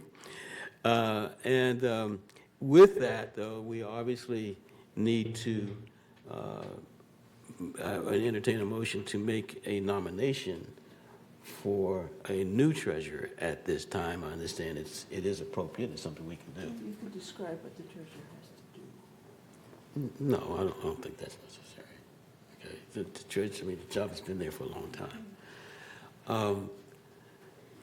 And so I would, at this point, I'd like to nominate William Cohen as treasurer of GRF. And actually, I would like to entertain a motion to open the nomination. I guess, correct me if I'm wrong, to open the nomination? I move we open the nomination. Okay, open the nomination. Okay. Are there Anyone opposed to that? anyone opposed to? No, Okay. no, we're going to open the nomination. You got to open the nomination first. Okay. And does he accept? And I nominated, or you nominated Bill. Yeah, okay. And Mr. Cohen, do you accept the nomination? I'm very honored by the nomination, and I accept. Okay, thank you. Okay. Are there any other nominees? Okay, hearing none, the motion, I guess, to accept the nomination and appointment and election of Mr. Cohen as treasurer of GRF. Thank you. Congratulations. By acclamation. By acclamation. Okay, that works. Okay, great. Okay. Item 13, does the board, Mr. Chair, I would like to just clarify that Raina is not leaving the board. She only was resigning as treasurer, but she will remain a member of our board. I think we understood that, but thank you for clarification. I think we understood that. I was very clear in what I said. Thank you.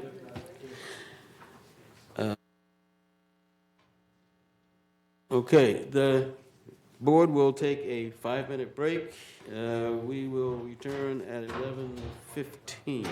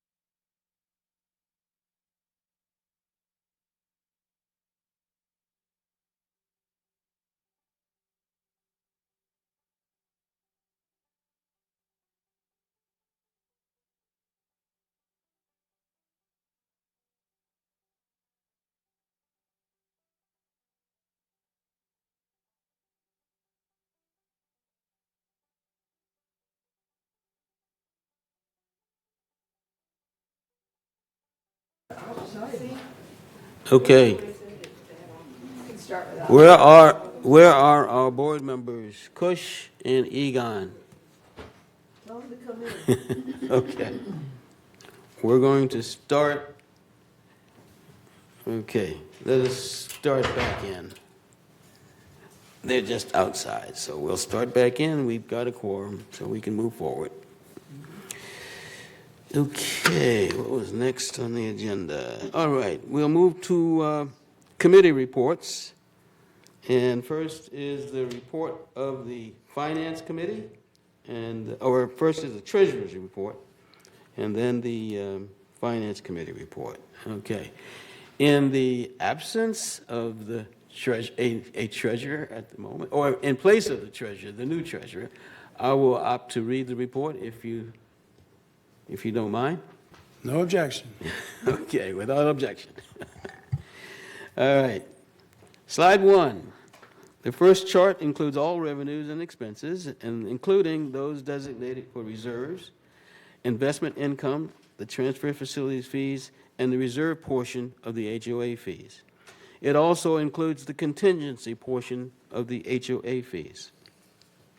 Through the reporting period through October 31st, 2023, GRF had a net revenue of $3,878,000 with total revenue of $42,169,000 and a total expense of $38,291,000. GRF was better than budget by $2,024,000 with total expenses coming in lower than budget by $1,939,000. And that's primarily due to open positions throughout the organization.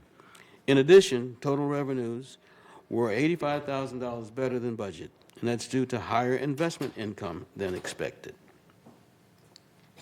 Next chart. Okay. Chart 2, slide 2. The next chart displays the operating fund, which excludes the non-operating revenues, expenses, and depreciation. This report shows a favorable variance of $1,492,000 through the reporting period, with expenses better than budget by $1,723,000. And that's offset by revenue worse than budget by $231,000. Slide 3, please. This slide reflects the current market value of the GRF GRF Reserve's discretionary investment portfolio, compared to the original market value at the time of inception. The current market value of the GRF portfolio is $19,096,000 as of October 31st, 2023. And that's compared to a value of $19,031,000 at the inception in 2019. Year to date, the market value has increased by $887,000 or 4.9%, and increased by $65,000 or 0.3% since inception. In October, the market value increased by $82,000. Slide 4, please. Okay. Of the $19,096,000 portfolio mentioned in slide 3, $18,942,000 is held with our reserves portfolio. In addition to discretionary investments, the reserve fund assets include non-discretionary investments of $10,548,000. Payables and other total about $276,000, and that results in a net reserve balance of $32,933,000. Slide 5, please. Now, back to the operating fund. And of course, this has these have significant impact on HOA assessments. This slide shows the significant variances by category, and with the green bars representing favorable variances and the orange bars representing unfavorable variances.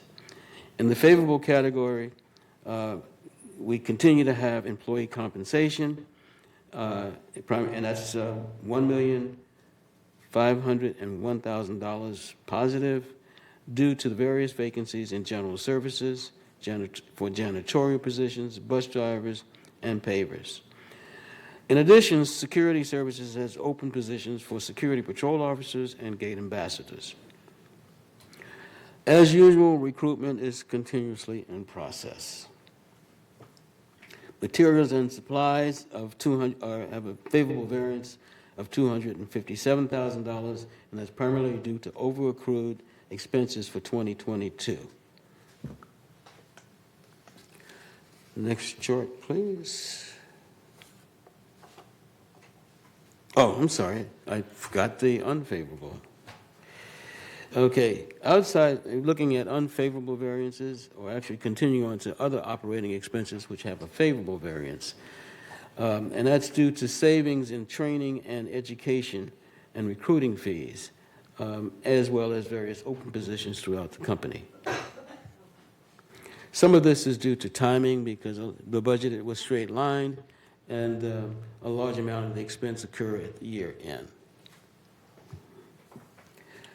On an unfavorable category, some of the offsetting variances, unfavorable variances, are outside services, which is $331,000 unfavorable, primarily due to credit card fees in the golf facilities and the performing arts. These fees were anticipated to be passed on to customers at the time the budget was created. However, these transactions were not conducted via the ActiveNet, which is the only platform approved to be able to pass on the credit card fees at the point of sale. And also, utilities and telephone are unfavorable by $172,000. And that's because of the rising electric rates as well as natural gas. Water expenses were lower. Water expenses were lower due to 136% more rainfall than in recent years. Slide 6, please.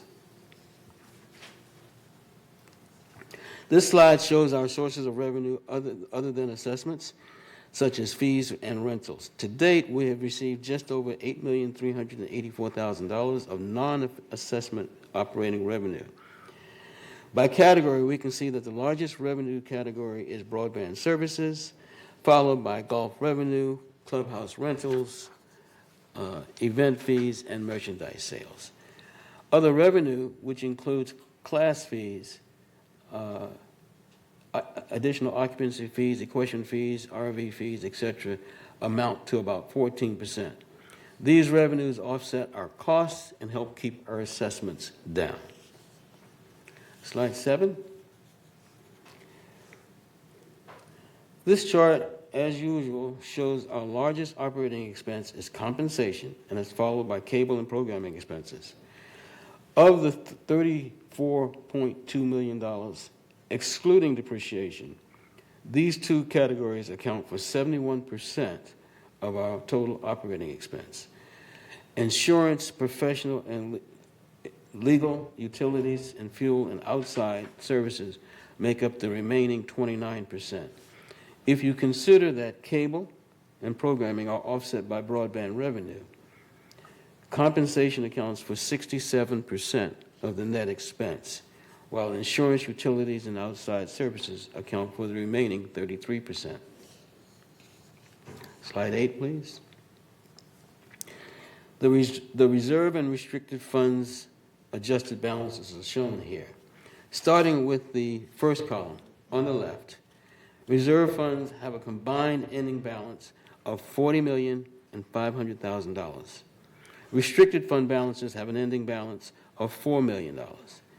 Included in this total are contributions received this year through assessments, trust facilities fees, and investment earnings. The second column shows a work in process of $7.6 million for the reserve and $43,000 for the restricted. And these reflect amounts paid for projects that have not yet been completed. The third column represents the adjusted fund balances of $32.9 million for the reserve and $3.5 million for the restricted. Next column, please. Slide 9. Here we have a slide that shows the resale history from 2021 through 2023. Community-wide sales totaled 675 through October 31st. Most of these transactions generate the trust facilities fee, or the so-called transfer fee, and is used as a source of revenue for our reserves. Slide 10. The listing on this slide gives you an idea of where the reserve money is committed.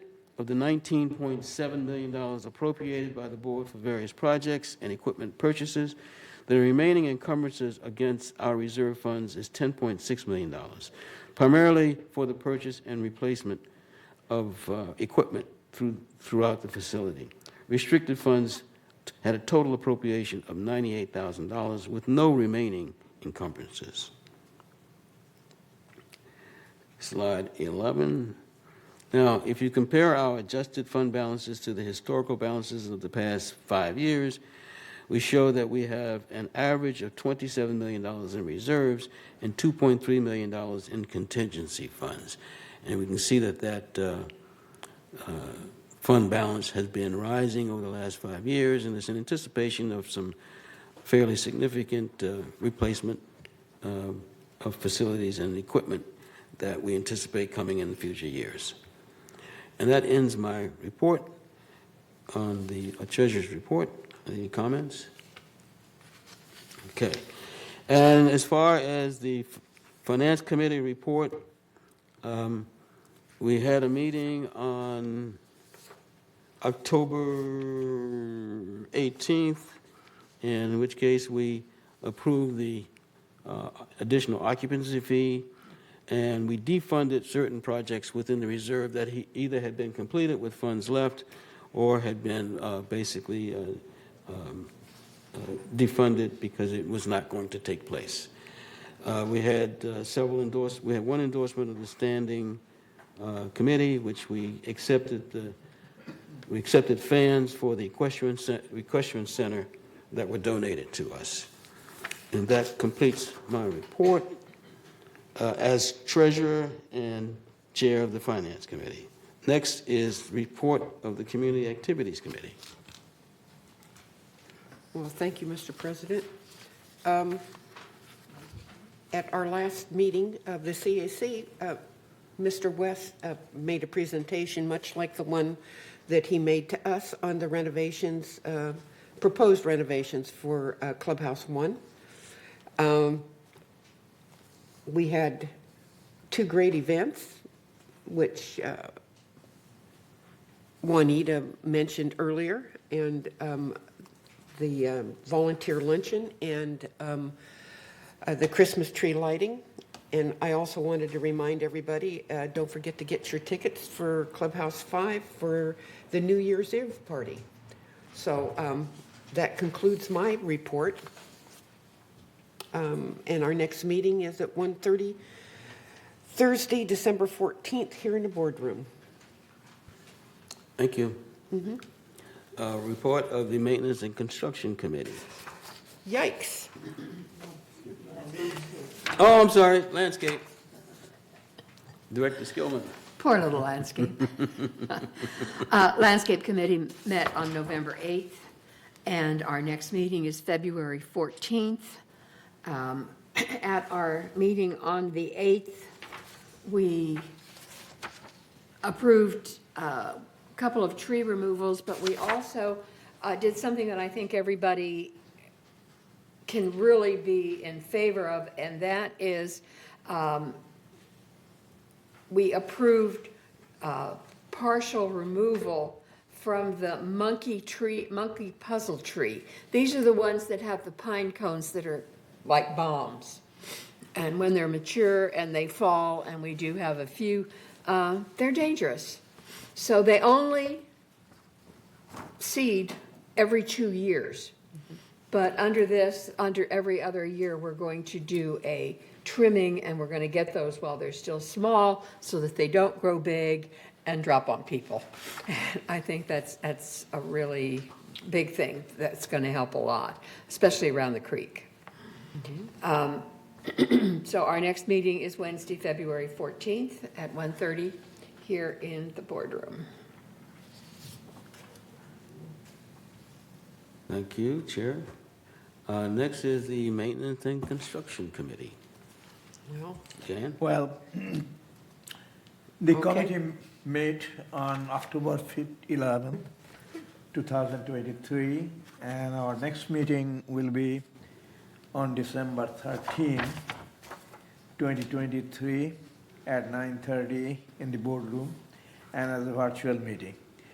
Mr. President, I need to inform you, I have sent an email already to all the board directors that I'll be out of town from 13th of December.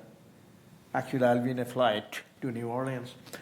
And for 7 days, I'll be out. And I may not be able to attend the meeting at that time. So I would request you to make some alternative arrangement for the MNC committee meeting that is upcoming on 13th. That's about my report. So you're saying you won't be able to be at the meeting? I will not be, because at that time I'll be flying from here to New Orleans. So I may not be here. I'll not be here on December 13th. So I'm requesting you to arrange somebody, maybe Egan perhaps is the best person. Well, I think the M&C committee chair he's is, the alternate. yeah, he's the alternate, yeah. Yeah. Egan or Evan, Egan's want the to do alternate, it? yeah. Egan. I So think we- Egan is the best so we- person yeah, to we- do it. we because got it he knows covered. about it. We've got that covered, I think. Okay, Yeah. Thank Thank you, you. thank you. thank you. Monster chair. Yeah, and I think the clubhouse renovation is no longer that active at the moment, right? Well, it's been inactive for a while. Yeah. The next meeting is scheduled for the 3rd of January, 9:30, 10:30 in the morning in Boardman. Okay. And the space planning ad hoc committee will be holding its first open meeting on December 6th at 3:30 p.m. It had been meeting as an ad hoc and a closed session. We decided to open it up to the community so the community can have input on what the process and the conclusions. Okay, next is the report of media and communications. Thank you, Mr. Chair. The Media and Communications Committee last met on September 18th, 2023. Our next meeting is January 15th, 2024, at 1:30 p.m. here in the boardroom and as a virtual meeting. At that first meeting of the year, we'll be discussing our charter and challenges for all those who've not been on the committee before, and as a review of our committee members. Report on the website ad hoc committee last met on May 22nd, 2023. You will soon see changes on the website. That's all I can tell you. It's in process. The contract has been signed, and we're in process of doing the changes. Thank you. The end of my report. Okay, thank you. Next is the broadband ad hoc, Director Rosa. Good morning, everybody. Can you hear me? Yes. Yes. That's touched by first volcano, tsunami, and earthquake here in Indonesia, but we're doing fine. The closed committee met on November 20th. I think there was another meeting that we met on earlier too. We're continuing to collect the necessary data that is required that we do a deep analysis of the actions that we are continuing to look at the best way to go to our broadband network that we have. I think we do have a meeting that is scheduled right before the holidays, somewhere on December 20th. But I got to get that clarified. And that's all I have. Thank you. Next is the Mobility and Vehicles Committee. Director Skillman. Thank you. The Mobility and Vehicles Committee met on November 6th, and our next meeting is February. Again, we are not meeting in December because of the holiday and many people being out of town. Okay, thank you. The next is Security and Community Access. Again, Director Skillman. Same thing. The committee met back in October, and we were scheduled to meet next week, but because of the holiday, we postponed it to February 28th. We have a number of things on the agenda coming up, things that we are looking at. The rules and regulations for registered vehicles, which needs to be updated. There's nothing in there about any electric vehicles, whether they're electric bicycles or cars and things like that. We're waiting on a quote for the status engineer, for traffic engineer, excuse me. And gate entry for non-residents attending village events. We will have the first report from Real Estate Community Services. It's going to tell us how that's working with not requiring a registered real estate person to meet the person at the gate and take them to the open house, but to give them a list of the open houses at the gates, and they let people in for the various open houses. This is new, it's in the trial period, and we should have a report on that. We also probably will have our first report on the electronic flashing stop signs. And I just put on today the look at the crosswalk on Aragon. So quite a few things coming up, but the meeting will not be until February 28th. So we have a lot of time to work on those. Thank you. Thank you. Okay, and again, I, Director Skillman. Oh, did I skip? The traffic hearings met No. on November 15th, and our next hearings are January 17th. We had 5 cases, 5 violations that we went over at that particular meeting. Executive hearings. Just go ahead.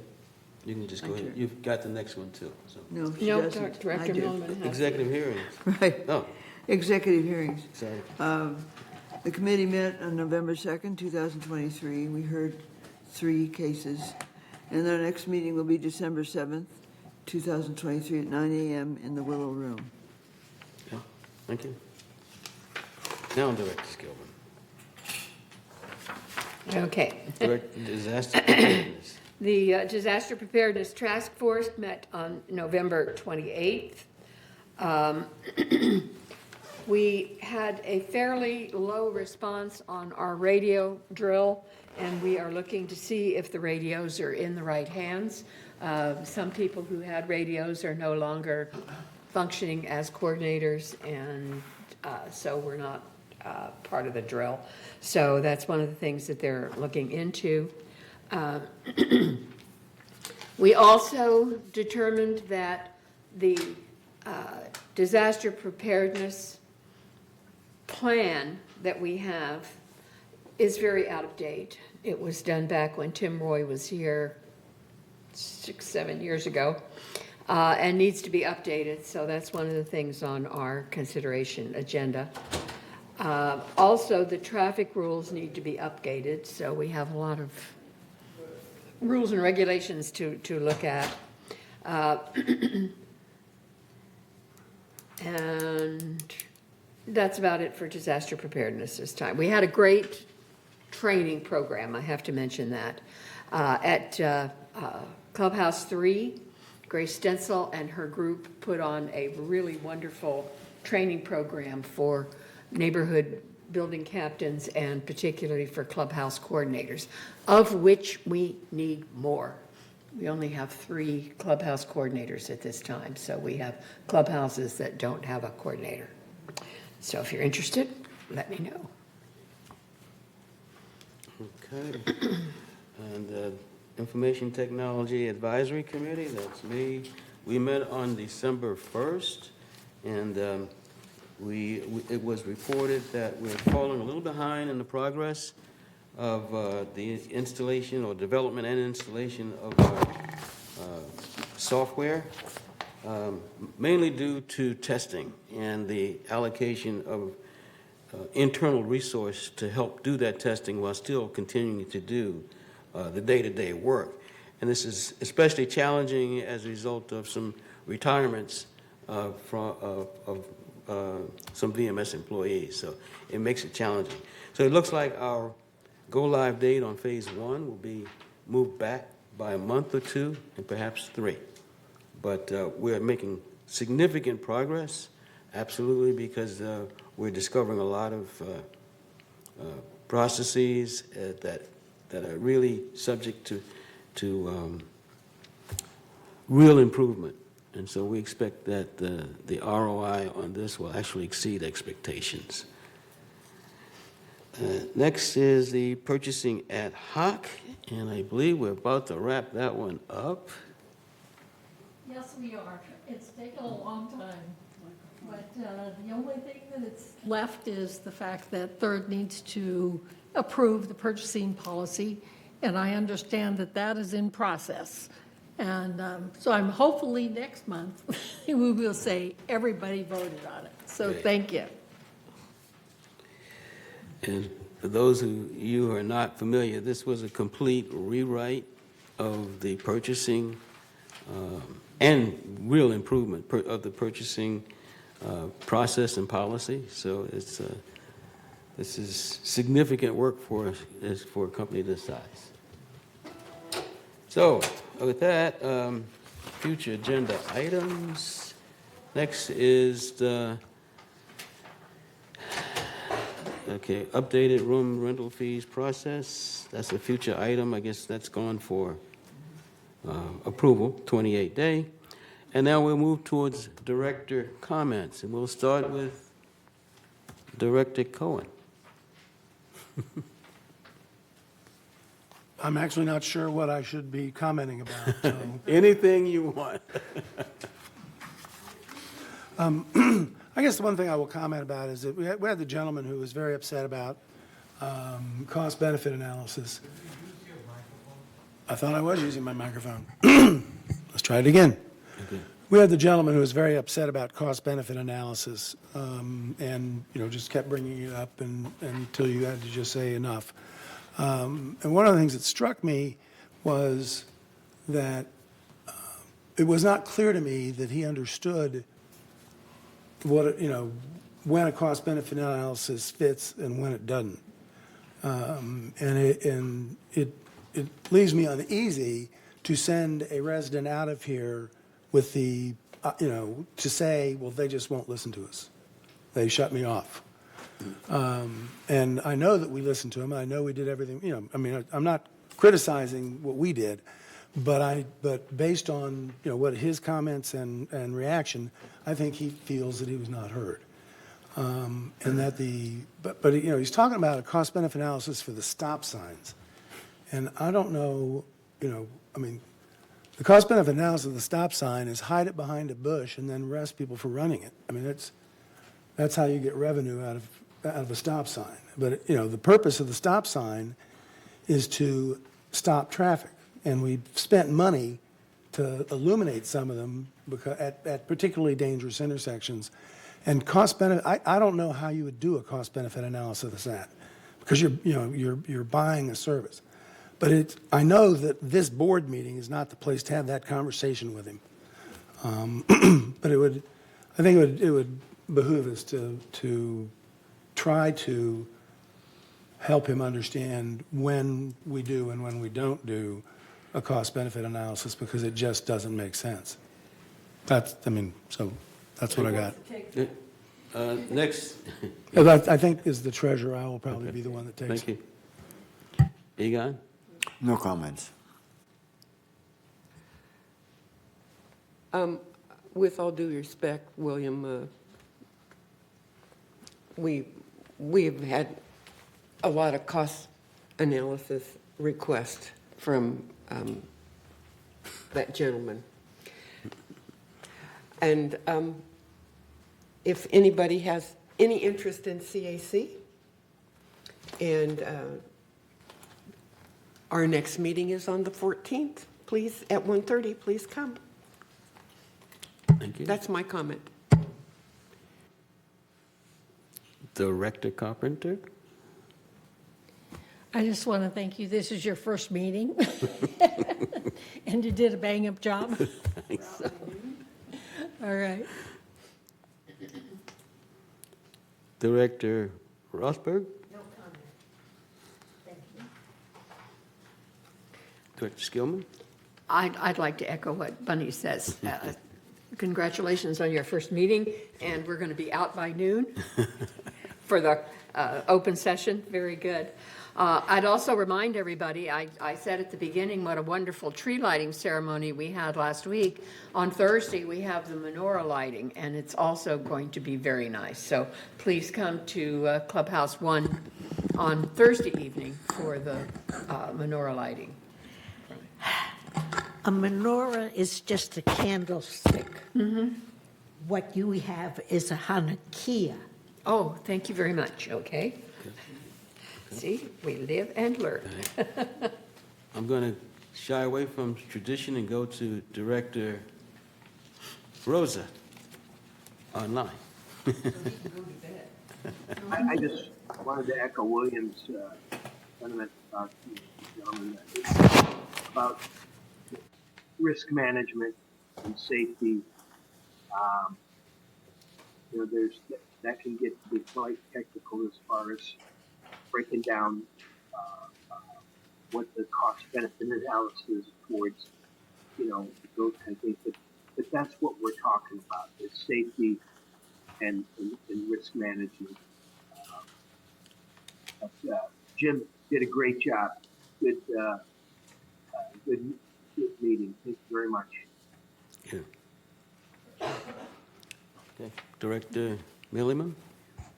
I just want to echo everybody here. Jim, great job. Would expect nothing less. I enjoyed the meeting, and thank you. It was a good meeting. And Bill will talk to you more about the resident that we heard this morning. I have a comment. It is regarding saving money, and I'm very much interested to see save money in any way I can for different expenses that we have in the village. But I would not like to see that we are reducing the services. For example, we have all the vehicles, all the people to run the vehicles, and if I'm interested, an outsider coming in, and you take me around to select a house that I can buy, that is a very good attractiveness of this place. I don't want to reduce the services because we have equipment and people, and they are well compensated, I believe. So think about saving money. That is a very good approach, but not at the cost of reducing the services that reduces the attractiveness of this village. That's my comment. Kush? Thank you. So there are many firsts for today. One is Jim, you as the new president. But this is also the first for Bill and me to be on the GRF board. and I'm enjoying it so far. At this time, I would also like to wish all our residents a very happy holiday, because this is the last month of the year and time to enjoy. We probably are celebrating already, as Juanita pointed out, the tree lighting and the menorah lighting, so all these different things. So happy holidays to all of you. I know we are talking about saving money and spending money, but it is also time to be happy with your family. So have a good holiday and wish you all the best. Thank you. Thank you. And let me just close by thanking every board member and residents for attending, and to welcome William Cohen and congratulate him on being treasurer. And with that, and thank all of you for your support and continuing support. So, with One that, last thing, Jim. Okay. I forgot, while I was so excited to talk about wishing the residents, I completely missed saying happy holidays to all our hardworking staff. And Yeah. thank you for everything you guys do and make things easy for us to do our work. Thank you. Appreciate it. Thank you. Yes. Well said, and I think that goes for all of us. Yes. Okay. With And that, lunch is ready. adjourned. See you, Martin.